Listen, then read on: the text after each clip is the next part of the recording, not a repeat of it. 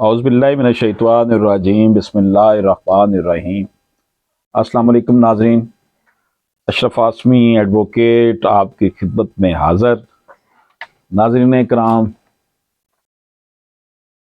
हम आज आपकी खिदमत में सुप्रीम कोर्ट ऑफ पाकिस्तान का एक लैंडमार्क फैसला पेश कर रहे हैं 2022 SCMR 1846। नाज़रीन कराम, अमीनुद्दीन खान साहब और जमाल खान मंदोखेल साहब, इन दो जस्टिस साहबान ने इस केस को सुना।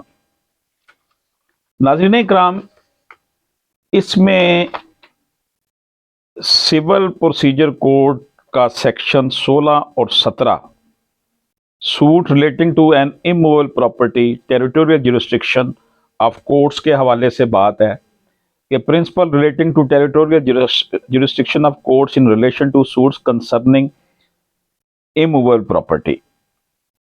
इसमें words any portion of the property जो है ना, वो that is occurring in section 16 and 17 of CPC cannot be limited to only one property. It may be a single immovable property and may also include more than one property of different descriptions. ये बात इसमें discuss की गई है। ये बात हम आपकी खिदमत में जो पेश कर रहे हैं, सेक्शन 17 कहता है कि suit relating to an immovable property territorial jurisdiction of court purpose of section 17 CPC purpose of section 17 of CPC is to avoid conflicting decision multiplicity of litigation and to give option to the parties to choose the court for adjudication of their disputes according to their convenience in order to facilitate them. नाज़रीन कराम, इस case में दो issues हैं। एक तो दो properties के मामले में है, इनहेरिटेड प्रॉपर्टीज के मामले में कि एक फ्री का कहना है कि एक घर सिर्फ जो है वो हमारे मोरसे आला ने छोड़ा, जबकि दूसरी पार्टी का कहना है कि दो घर छोड़े। एक पार्टी कहती है जो दूसरा घर है वो हमने अपने मोरसे आला से खरीद लिया था। ये बात थी। तो साथ एक और इशू ये है इस केस में कि जो एक घर है वो कोयटा में वाक़या, दूसरा घर चमन में वाक़या है। तो इस हवाले से हाई कोर्ट ने जो है वो एक ऐसी जजमेंट दी जो कि that is not sustainable in the law.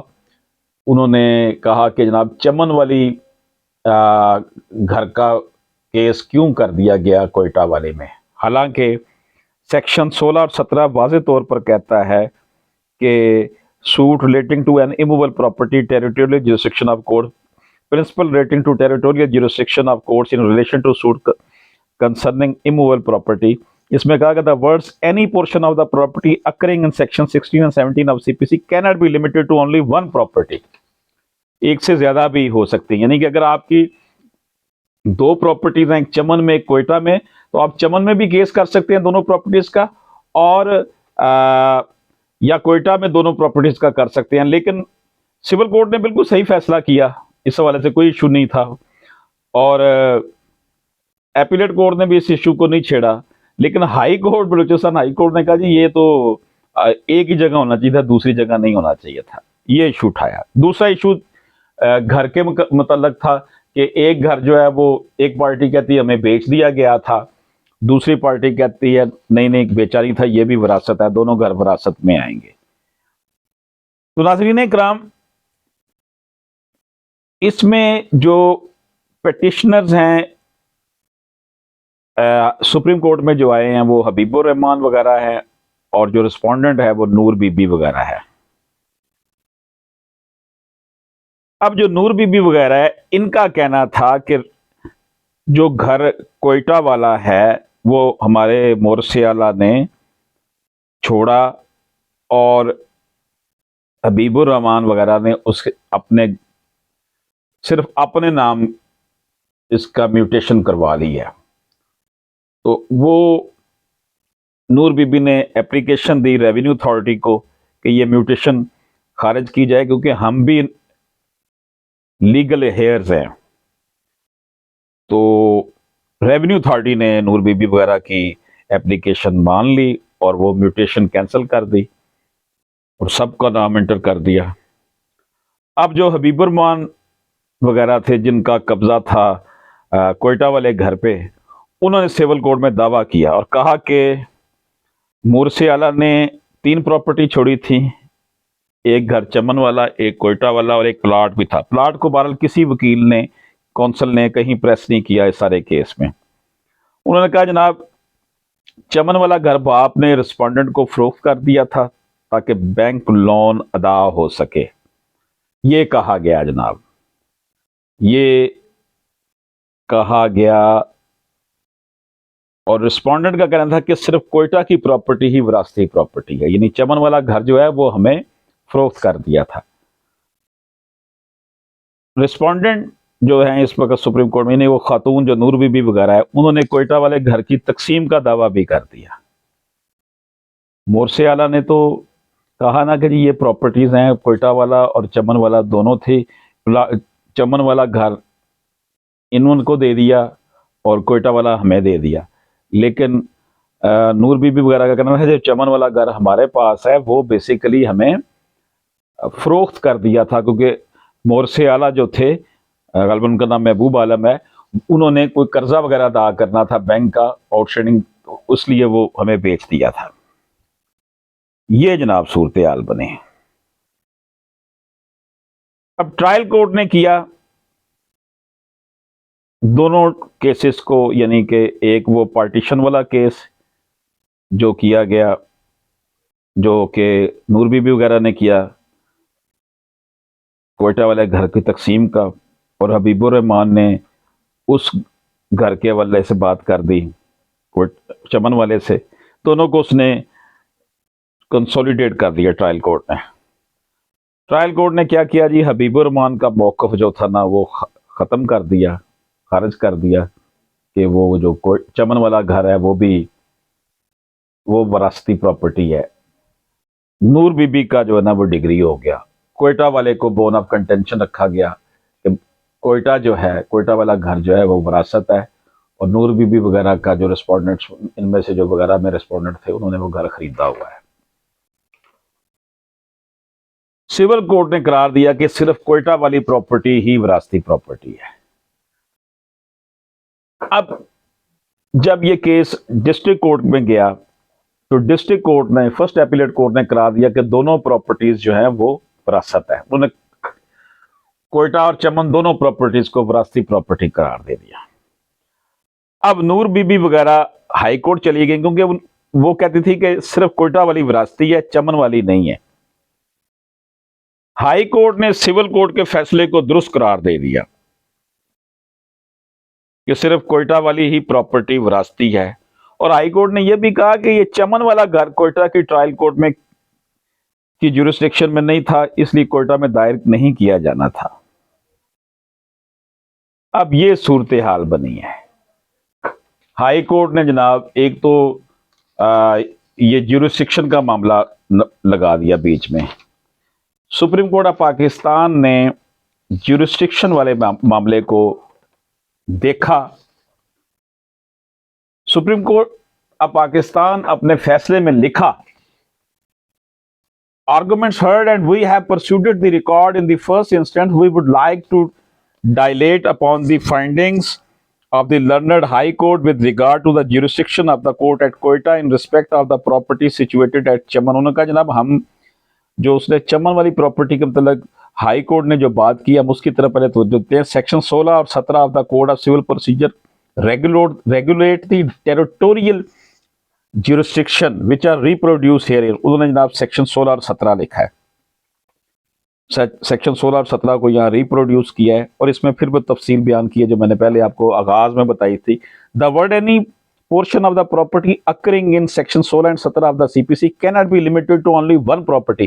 It may be a single movable property and may also include more than one property of different description in case। जो यहां पर था, यानी कि कोयटा और चमन दोनों इसी में आते थे। इस हवाले से उन्होंने सुप्रीम कोर्ट ऑफ इंडिया का एक केस का हवाला भी दिया, शेवन रान वर्सेस मैनकल का हवाला दिया। उसके अलावा सेक्शन 16 और 17 of the CPC are part of one statutory scheme, मतलब ये एक स्टैट्यूटरी स्कीम के दोनों सेक्शन है।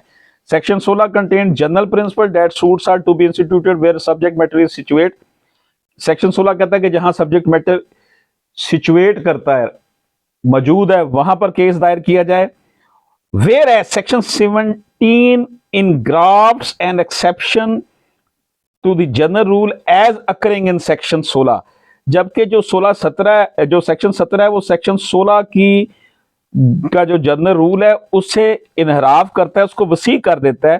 From the foregoing discussion we arrive at, तो जनाब इस डिस्कशन के बाद हम इस नतीजे पर पहुंचे हैं कि following conclusion with regard to ambit and scope of section 17 of CPC. क्या जनाब उन्होंने निकाला इसमें से, word property occurring in section 70 although has been used in singular but virtue of section 13 of general clause act it may also be read as plural। उन्होंने कहा जनाब section जो वर्ड प्रॉपर्टी सेक्शन 17 में इस्तेमाल हुआ है ये यहाँ पर सिंगुलर के लिए इस्तेमाल हुआ है, लेकिन जनरल क्लास एक्ट में जो प्रॉपर्टी इस्तेमाल होता है वो प्लूरल के लिए भी इस्तेमाल होता है। तो इसका मतलब है दोनों प्रॉपर्टीज, एक से ज्यादा प्रॉपर्टीज का भी को एडजुडिकेट एक कोर्ट, एक जुरिस्डिक्शन की कोर्ट कर सकती है, ताकि कन्फ्लिक्ट ना हो जाए जस्टिस में, कोई उधर कोई और फैसला हो जाए, इधर कोई और फैसला हो जाए। ये जनाब सूरत हाल डिस्कस हो रही है। The expression any portion of the property can be read as portion of one or more property situated in the jurisdiction of different courts. लोग गाली मुकात दीजिए, उन्होंने कहा जनाब एनी पोर्शन ऑफ प्रॉपर्टी से मुराद है कि जो प्रॉपर्टीज हैं विरासत में उसे वो डिफरेंट जुरिस्डिक्शन में सिचुएट अगर कर रही हो कोर्ट्स में, and can also be read as portion of several properties. तो ये बात यहां पर की, the purpose of section 17 of the CPC is to avoid conflicting decision, multiplicity of litigation and to give option to the parties to choose the court for adjudication of their disputes according to their convenience in order to facilitate them। बड़ी खूबसूरत बात की है। वैसे तो ये बड़ा general सी बात है, पता नहीं हाई कोर्ट ने ये कैसे फैसला कर दिया।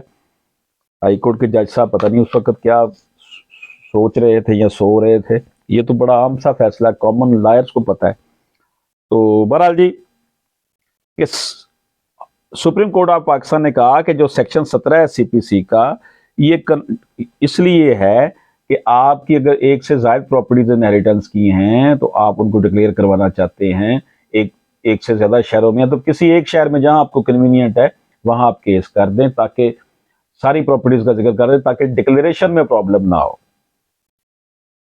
कॉन्फ्लिक्ट ऑफ डिसीजन ना आ जाए। ये बात उसने तय कर दी कि जी ये जो स्टांस लिया है हाई कोर्ट ने ये उसने गलत किया।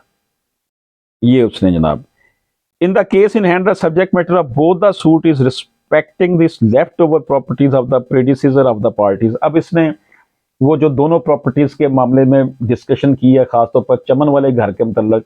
तो चमन वाले घर के मतलब ये है जी, चमन वाला घर जो है वो जिस वक्त नाम में ट्रांसफर किया गया रिस्पोंडेंट जो हैं उस वक्त वो माइनर था रिस्पोंडेंट, तो इसका मतलब है कि वो माइनर को किया गया।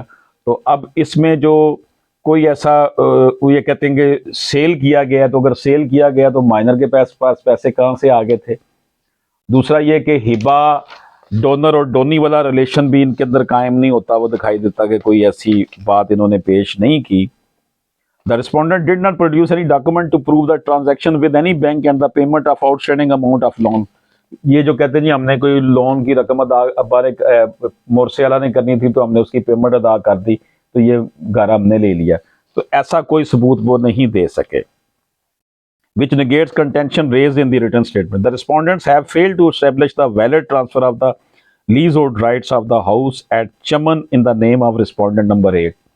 वो ये नहीं बता सका कि उसने अपने ये राइट कैसे अपने नाम किए हैं जनाब। इनका जो मोरसे वाला था उनका नाम था Abdul Hamid. Under such circumstances, the house at Chaman is also one of the leftover properties of the late Abdul Hamid। वो भी मोरसे वाला अब्दुल हमीद की ही कंसिडर की जाएगी, which devolved upon his legal heirs accordingly। तो दोनों चमन वाली भी और कोयटा वाली दोनों इनहेरिटेंस हैं और दोनों इनके अंदर तकसीम कर दी जाएं according to their legal share जो है, शरी शेयर उनका जो बनता है। नाज़रीन इकराम, आपकी खिदमत में नाचीज़ कोशिश करता है कि जजमेंट पेश करे। आज ये बड़ी इंपॉर्टेंट जजमेंट थी विरासती मामलात के हवाले से, टेरिटोरियल जुरिस्डिक्शन के हवाले से, जो आपकी खिदमत में पेश की गई। अल्लाह पाक हम सब का हामी नासर हो। आखिर में आपसे एक गुजारिश कि अगर आपने अभी तक हमारा यूट्यूब चैनल सब्सक्राइब नहीं किया तो उसे सब्सक्राइब फरमा लें, बेल आइकन को क्लिक कर लें, ताकि कानून से आगाही के हवाले से जो कौमी ज़बान में हम ये वीडियोस आप लोगों के लिए तैयार करते हैं वो आप तक बर वक्त पहुँचती रहें। अल्लाह पाक हम सब का हामी नासर हो। अल्लाह हाफिज़।